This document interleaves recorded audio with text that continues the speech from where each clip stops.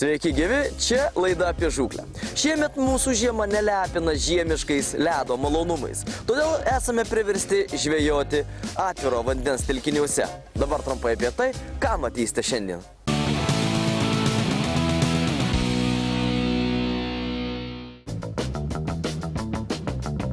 Prieš gerą mėnesį patys pirmą kartą susipažinome ir jūs supažindinome su neįtin populiariu mūsuose didelių lydekų žūklės būdu dugninę meškerę, naudojant negyvą žuvelę.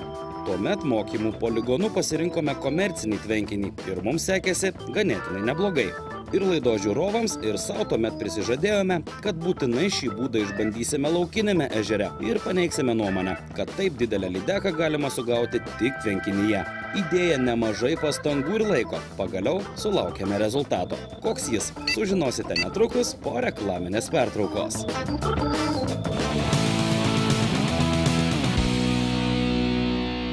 Čia laida apie žūklę. Maždaug prieš mėnesį laiko lydekas negyvą žuvelę žvejojome kultūrinėme vandens telkinyje. Tuomet prižadėjome savo bei jums, kad sužvejosime tokiu būdu lydeką eilinėme lietuviškame ežere. Po ilgų bandymų ir didelių pastangų mums pagaliau tai pavyko. Apie tai ir bus ši mūsų laida.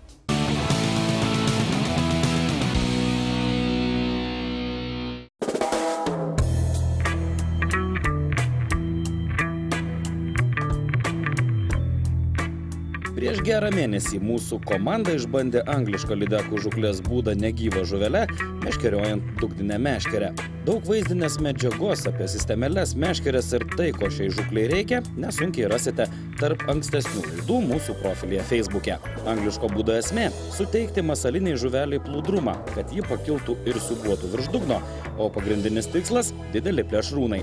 Mat jie, taupydami energiją, lengvai stveriamą grobį renkasi ganėtinai noriai. Pirma mūsų pažintis su šiuo žūklės būdu vyko komercinėme tvenkinyje, kur mūsų bičiulis Kęstutis suteikė mums daug pamatinių žinių, o laimikiai buvo tikrai įspūdingo dydžio. Tačiau tvenkinys yra tvenkinys ir mes užsibrėžėme savo tikslą didelę lydeką angliškojų būdų sugauti laukinėme ežere. Tiesa, taip gerai mums iškart nesisekė. Kol nepervertėme specializuotų interneto puslapių, neperskaitėme protingų straipsnių, rezultatas po 3 žūklių buvo nulinis. Per ilgą bandymų sesiją išmokome daug dalykų, tad šiandien papasakoti tikrai turime ką. Be abejo, sužvejoti didelę lydeką nėra taip paprasta, o sužvejoti ją būtent šiuo būdu negyvą žuvelę yra dar sudėtingiau. Nes, tiesiog neužmėsime bet kur meškerės ir bet kur jos nerasime tos lydekos. Tos lydekos yra kažkur tai, kažkokiose tai vietose, kur randa savo, tokio labai, sakyčiau, lengvo maisto. O tos vietos tai yra ten, kur žiemoja įvairi balta žuvis. Ir štai norėčiau dabar, kad atsuktume keletą dienų atgal ir pamatykime, kaip mes ruošiamės būtent tam, kad pasiektume rezultatą, sužvejotume didelę lydeką. Pasiruošimas lydekų žūklei negyva žuvelė vyksta 2 etapais. Kai vanduo jau stipriai atšalęs, pirmas etapas – baltos žuvies žiemojimo vietų suradimas. Teorija byloja, jog užmetus masalą bet kur, kibimo tikimybė lieka tik atsitiktinė. Tad jei nepažįstate vandens telkinio, jį pravartu gerai ištyrinėti. Valtelės ir echoloto pagalba išžvalgę vandens plotus ir radę, kur žiemoja būriai baltos žuvies, galite būti tikri, jog ten turi būti ir ją medžiojantis plėšrūnas. Tokios vietos gali būti arčiau kranto ir jas galite pasiekti masalą užmesdami tvirtą meškerę, o jei jūs dominanti vieta yra toli, tuomet masalą galima nutempti valtimi, kad ir kelis šimtus metrų. Antras pasiruošimo etapas – tai lydekų jaukinimas. Sutinku, skamba labai keistai, tačiau žūklės negyva žuvelė teorija, kurios yra labai daug, byloja, jog tai tiesiog būtina. Dabar ruošime lydekoms jauką. Taip, jums nepasigirdo jauką lydekoms. Tai štai tokios pirktos strimelės, beje, jas reikia pirmiausia atšildyti, nes turiu pastebėti, kad šaldyta strimelė tiesiog plaukia. Ir tik šildyta strimelė skęsta į dugną. Didžiasias strimelės aš pjaunu į 2 arba net ir 3 dalis. O štai taip. kad būtų kuo mažesni gabaliukai. Kam to reikia? O to reikia tam, kad lydeka nepasisotintų. Tiesiog, kad jie rastų gabaliukus, bet pilnai nepasisotintų. Ir visuomet ieškotų tų gabaliukų. Jie kažkiek jau suristų gabaliukų, viena ar kita, o gal 3, 4 ir 5 lydekos ten susirinkę. Jos tiesiog po truputėlį rinks tos gabaliukus, virškins juos ir toje vietoje bus. Čia teorija ta pati, kaip ir su karpiais, kaip ir, su karšiais ar kitomis žuvimis. Tiesiog žuvį reikia pripratinti lankytis toje vietoje, surasti toje vietoje jai, siūloma lengvą užkandį ir manau, kad rezultatą bus pasiekti nesunku. Tai yra, žinoma, teorija. Ir beje, noriu pastebėti, kad ta teorija liečia tik tas lydekas, kurios yra, tos tinginės vadinamos, tos, kurios jau nebenori medžioti, o tai dažniausiai būna trofėjinės lydekos. Nes mažosios lydekos, iki 2, iki 3 kg svorio, galbūt ir daugiau paprasčiausiai medžioja. O jau šitos didžiulės, jos jau medžioti nenori. Jos staupo energiją, nelaksto, neskraido po vandens telkinį, o tiesiog suranda kažkokią tai, paliegusią žuvelę arba tiesiog jau numirusią žuvelę, bet dar neprasmirdusią žuvelę. Ir ta žuvelė maitinasi. O kai mes jai dar pasiūlome žuvelę, kuri yra aukščiau pakelta, dar lengviau pasiekiama. Tiesiog reikia paimti ją ir praryti. Tai teorija sako, kad būtent štai tokį masalą ji pirmiausiai ir turėtų lydeka rinktis. Tokį masalą, kokį mes jai pasiūlysime.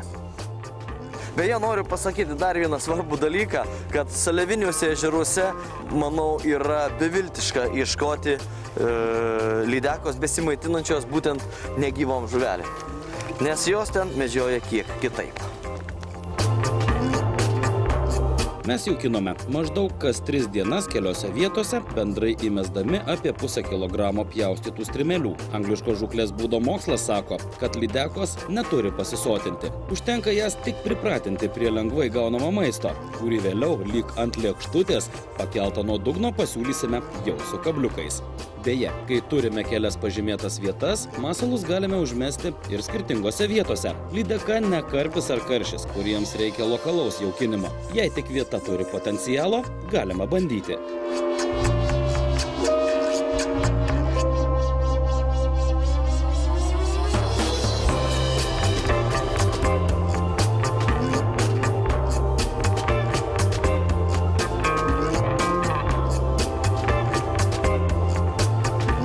Mūsų bičiuliams ir ko gero jums jau ne kartą kilo klausimas, kodėl jaukinimui ir masalui naudojame ne vietinę kuoją ar plakį, o strimelę. Tiesiog vadovaujamės angliško būdo principais, mat Jungtinėje karalystėje strimelė naudojama ne tik dėl to, jog ją paprasta įsigyti parduotuvėje, bet ir todėl, kad šiai žūklei įstatymas leidžia naudoti tik pirktinę jūrinę žuvį. Nežinia, ar tokia tvarka veikia tik regionuose ar visoje šalyje, tiesiog tai nėra tiek svarbu. Kaip paruošti žuvelę užmetimui, jau rodėme. Reikia prikimšti ją plūdrę medžiagą ir nepamiršti apvynioti ją valu ar paprasčiausių siūlų. Strimelė – minkšta žuvis ir metimo metu ji gali nutrūkti nuo kablio. Tvirtai apvyniojus masalinę žuvelės uodegą siūlų, prie jo prisegtas kablys tikrai neištrūks. Jei mesti ruošiatės toli ir stipriai, uodegą sutvirtinti siūlų vertėtų ir kur kas tvirtesniai kuojai ar karosiukui. Ir beje, svarbu yra tai, kad reikėtų verti didesnę žuvelę masalui. Kad lydeka, vis tik tai tikimės, kad tai bus lydeka sverinti, manau, kad virš 3 kg turėtų būti, nes mažos lydekos tokiu būdu vargu bau ar maitinasi, o štai didelį lydekai reikia ir didelio kasnio. Beje, aš nusprendžiau dabar dar paplaukijos, kad vieną meškerę verta užtraukti kiek toliau, kur gelmė yra maždaug apie 10 metrų. Ten radau šiandien vėl stovintį žuvų būrį žiemojančių. O kitą meškerę užmesiu truputį į kitą šoną, kiek arčiau, kur gelmė yra apie 7,5 metro. Ja užmesiu tiesiog užmetimo būdu nuo kranto, nes tai yra kažkur 70 metrų atstumas, turėčiau jį įveikti sėkmingai. O kita vieta yra nutolusi maždaug 100 metrų, todėl teks pasinaudoti valtimi.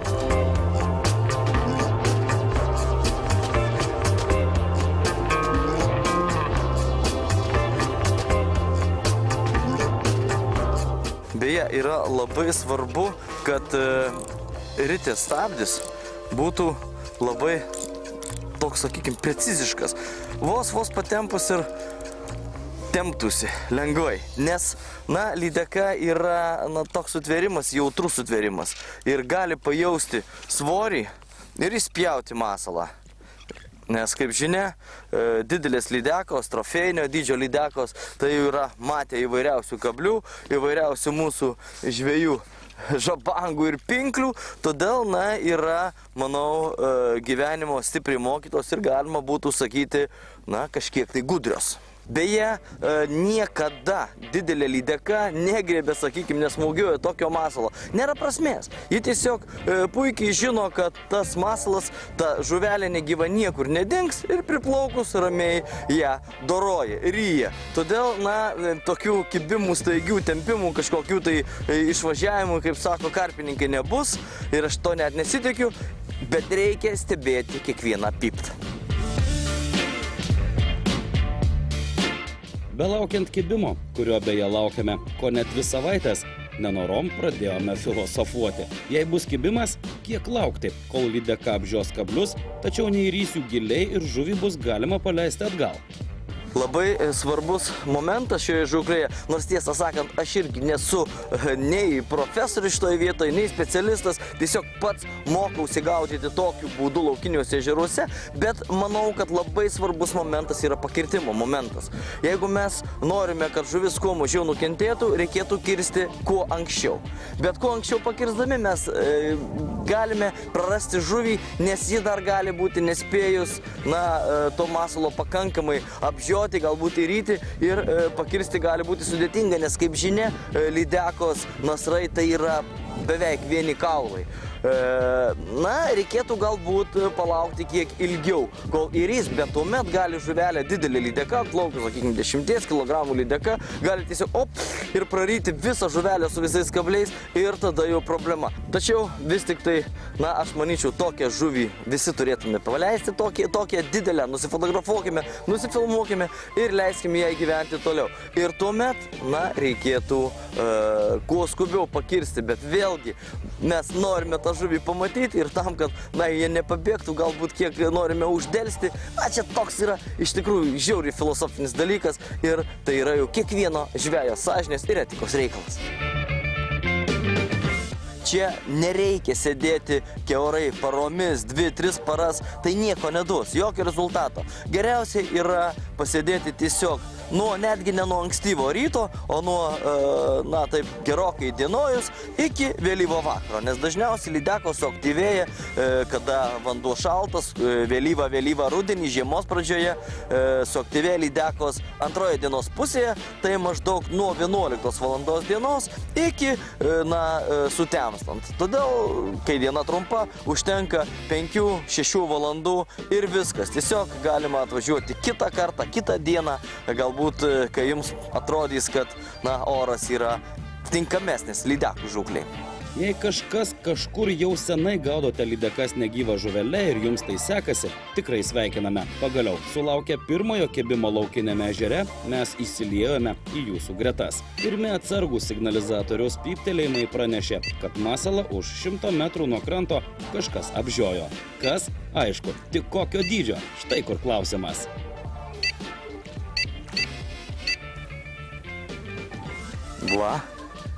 Va čia jau akivaizdus lydekos kibimas. Toks atsargus pajudimas, pip, kilst, žemyn, aukštyn beždžionėlė. Pirmoje žūklėje, kur dalyvavome prieš mėnesį laiko, būtent tokie kibimai ir buvo visą laiką. Negriebė lydeka, jinai tik tai apžioja ir sau ramiai ryja. Ir dabar klausimas, ką jį ten daro? Ar jį spjovė tą masalą, ar vis tik tai dar jį įryja? Žinot, tiek pastangų įdėta į tą žūklę, kad dabar, tas toks vienintelis kibimas per 3 žūklių, tai jau toks, sakykime, nervų karas, toks, nežinai, ką čia daryti, ar jau kirsti, ar dar palaukti, ir norėtųsi greičiau pakirsti, pamatyti žuvį, ir dar norėtųsi palaukti, nes bijai prarasti kibimą. Toks, sakykime, bet, na, nieko nepadarysi. Visa žūklė yra tokia ir jau čia taip būna visur, o žvejojant trofėjinę žuvį, tai dar labiau. Bet skubėti tikrai nėra kur. Viskas, laikas skirs, nes jau pakėlė, įtempė bežionę iki pat viršaus ir, na, mano filosofija yra tokia, kad reikia tą lydeką būtinai paleisti, jeigu pavyks ją ištraukti. Todėl, na, gal laikas skirst. Kas bus, tas bus, kertu. Nes jį paina, pip, signalizatorius įtempė ir viskas. Na, pirmiausiai ryte. Na, galima kažkiek patempt truputėlį, pažiūrėti, bet įtampa yra, reiškia žuvis yra. O, yra.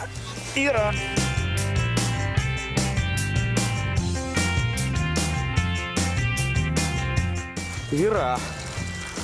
Pagaliau. Mūsų kantrybė. Bet pirmiausia, dar reikia ištraukti. Mūsų kantrybė vainikuota.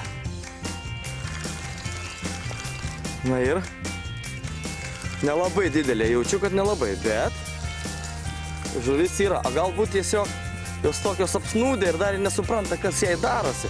Nes vis tik natūralių priešų tokia lydeka ežere neturi. Opa, eina.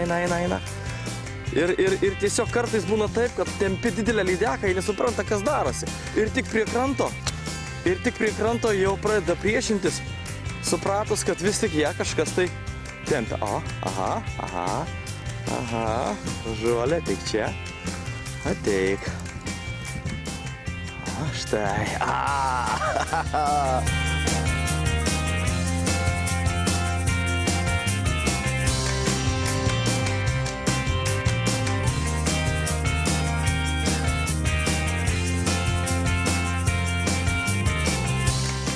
Visai kitoks pasipriešinimas negu kad vasarą, kuomet ji stipri, galinga žuvis. Dabar vandens temperatūra žema ir žuvis greit pavargsta, beje, iš gana nemažo atstumo mes ją traukiame. Ne, dar nepavargus. Nepavargus, reikia ryte. Aha.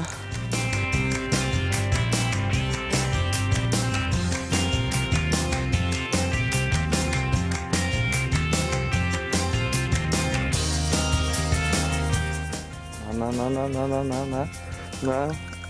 O, prasuka ryte, bet jau pavargus. Nėra baisiai didelė, bet tai jau yra rezultatas. Va čia yra gerai. Stok, dar biškį neskubėk. Gražuolė.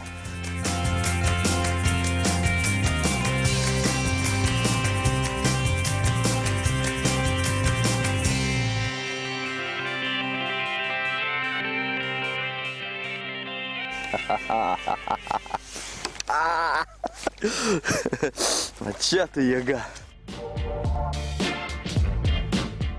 Graži lydekėlė. Ir beje, įkibus labai įdomiai. Va tas antrasis kabliukas tiesiog reikia labai atsargiai su dantim, nes paskui ilgai negyja žaizdos. Antrasis kabliukas įstrigęs į lūpos viršų. Reiškia, jį jau buvo apsukus tą žuvelę. Ir, stok, neskubėk niekur, nelėk. Reiškia, akivaizdu, kad buvo apsukus lydeka žuvelę ir jau bandė ryti. Ir todėl tas kabliukas įstrigo vienaip, o šitas į lūpos kraštą traukiant. Matomai, jisai sprūdo ir traukiant. Žuvelės pačios jau nėra. Na, aš bent džiaugiuosi tuo, kad savo ir galbūt jums įrodžiau tą teoriją, kad vėlyvą rudenį, na ir žiemą, kol nėra ledo, dar galima žvejoti dugninėmis meškerėmis ir būtent žvejoti būtent lydekas. Didelės trofėjinės lydekas. Būtent leisti laiką ne tik spiningaujant, kuomet dažniausiai užkimba mažos lydekos, bet štai va tokiu būdu būtent išskirtinai žvejojant didelę trofėjinę lydeką. Aš tai lydeką pasversiu su visu graibštu, kad jį kuo mažiau nukentėtų.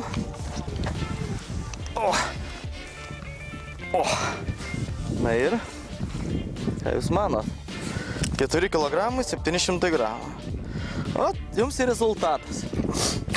Smagumėlis, iš tikrųjų smagu sužvejoti lydeką tokiu būdu, na, kokiu retas meškeriotojai žvejoja Lietuvoje.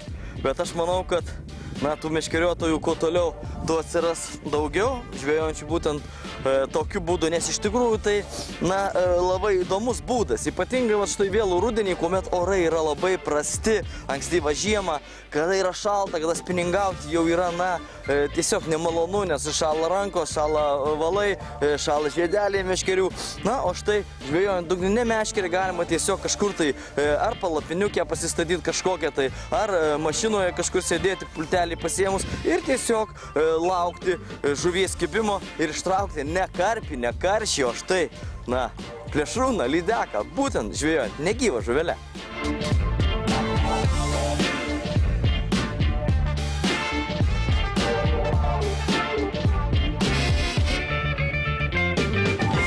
Na štai dabar visiems skeptikams galiu tiesiai šviesiai pareikšti, kad štai teorija yra teisinga. Reiškia, lydeką galima sužvejoti didelę, praktiškai bet kuriame vandens telkinyje, negyvą žuvelę, tiesiog reikia tam įdėti daug pastangų, šiek tiek kantrybės ir, žinoma, šiek tiek žinių.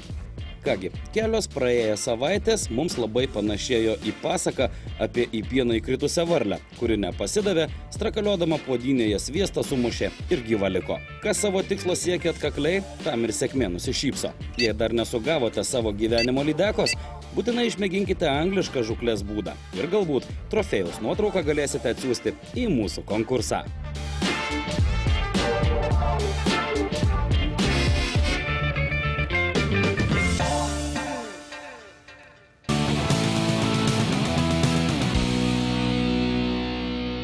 Įdėjome tikrai daug pastangų ir tos pastangos pasiteisino. Sužvejojome tikrai, solidaus dydžio lydeką. Tačiau mūsų žiūrovai irgi turi kuo pasigirti. Dabar laidoje trofėjinio laimikio konkursas.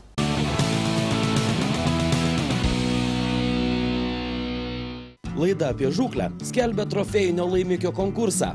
Jei tau pavyko sužvejoti įspūdingo dydžio žuvį, nedvejodamas siųsk jos nuotraukas elektroniniu paštu apie žūklę@gmail.com.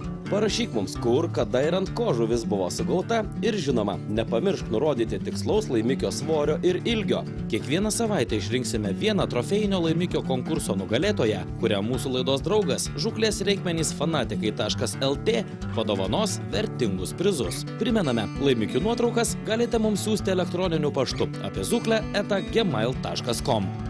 Akivaizdu, kad žuvį sugauti tampa vis sunkiau. Tai rodo ir jūsų atsiųstų laimikių nuotraukos. Jų gavome vos keletą per savaitę. Na, o šiandien norime pasveikinti Darių Miklasevičių, kuris rudenį Šešupėje sugavo 11 kg 800 g svorio dantytąją. Sveikiname Darių, jam atitenka mūsų laidos draugų fanatikai.lt įsteigtas prizas. Jei įspūdingų laimikių norite pasigirti ir jūs, mes visada laukiame trofėjų nuotraukų ar vaizdo medžiagos.